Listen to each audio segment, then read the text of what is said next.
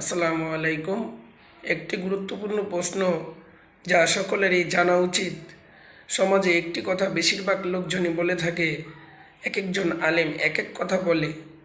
আমরা কার কথা শুনবো? কে সত্য বলছে আর কে মিথ্যা বলছে? তো এই কথাটির উত্তর দিয়েছেন বাংলাদেশের শ্রেষ্ঠ একজন আলেম। তার মুখ থেকে উত্তরটা শুনে নিন। দেশে এক এক আলেম এক এক ফতোয়া দেয়, মানুষ বিভ্রান্ত হয়। আপনারা সবকে একসাথ করে আলোচনা করে মাসালাগুলো সমাধান করা যায় না? ভাই, এটার উত্তর গত পরশুদিন মৌলভীবাজারে দিছিলাম মাহফিলে। আজকে আবার বলতে হয়, যেহেতু প্রশ্ন এসে গেছে, সংক্ষেপে বলি। আচ্ছা, আপনাদের এই এলাকাতে সবাই সয়াবিন তেল তো খান তরকারির সাথে, না? কোন তেলটা, কোন ব্র্যান্ডের তেলটা সবচেয়ে ভালো? রূপচাঁদা, তীর, হ্যাঁ, আর ফ্রেশ, বসুন্ধরা, রূপচাঁদা, পুষ্টি, ওই চাল লাগবে না, হয়ে গেছে।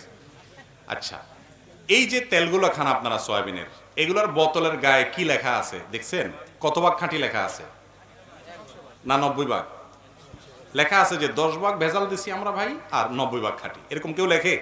কি লেখে? 100 ভাগ খাঁটি, তাই না? আচ্ছা, এখন আপনি একজন তেলখোর হিসাবে, মানে তেল খান সেই হিসাবে, আপনি কি কখনো বলছেন যে কার কথা শুনবো? রূপচাঁদালা বলে আমারটা 100 ভাগ খাঁটি, বসুন্ধরা আলা বলে আমারটা 100 ভাগ খাঁটি, পুষ্টিয়ালা বলে আমারটা 100 ভাগ খাঁটি। এরা এক একজন এক এক কথা বলে। কোন দিকে যাবো? তার তেলই খাবো না। আজ পর্যন্ত দেখছেন কোনো মানুষ এরকম করতে? শেয়ানা পাবলিক কি করে বলেন তো? এই ক্ষেত্রে যেটা করে সেটা হলো, সারা জীবন ধরেন বাপের সংসারে খাইছে, বাবার হোটেলে খাইছে, এখন নিজে নতুন সংসার দিছে, তেল টেল কখনো কিনে নাই, ফাও খাইছে বাপেরটা। এখন নতুন বিয়ে করছে, আলাদা করে দিছে, সংসার করে দিছে, বাজারে গেছে, বউ বলছে তেল আনতে। তেল আর দোকানদার বলছে ভাই তেল দেন। দোকানদার কোনটা দেবো? কোনটা দেবো মানে? কারে ভাই, তেল তো অনেক আইটেমের আছে, অনেক ব্র্যান্ডের আছে, কোনটা দেবো? তখন সে চিন্তা করে, আচ্ছা দেন একটা, আপনি একটা নেয়, নিয়ে বাসা যায়, খায়া দেখে বুটবাট ফুটপাট করে কিনা, পেটে ঠিকঠাক আছে কিনা, শরীরের সাথে শুট করছে কিনা, সব ঠিক আছে কিনা। এবার যায় ওইটা শেষ হলে বোতল আরেকটা আনে, কয় দিকে আরেক ব্র্যান্ডের দেন, দিকে এটা কি অবস্থা, দামও মিলে কিনা, সব ঠিকঠাক আছে কিনা। এরপর অর্থাৎ যাচাই করে। এর মানে কি?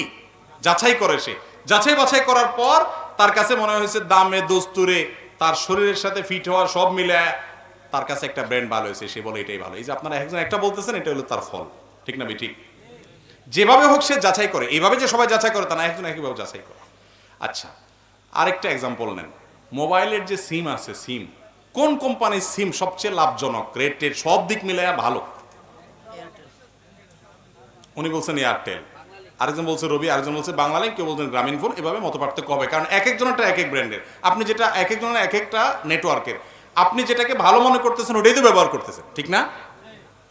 তাহলে এক এক কোম্পানি এক এক অফার দেয়, সবাই বলে সবাইটা ভালো, কিন্তু আপনি যেটাকে ভালো মনে করেন সেটাকে খুঁজে বের করে নিচ্ছেন, ঠিক না? ঠিক ঠিক একইভাবে আল্লাহ আপনাকে একটা আকল দিছে, বিবেক দিছে।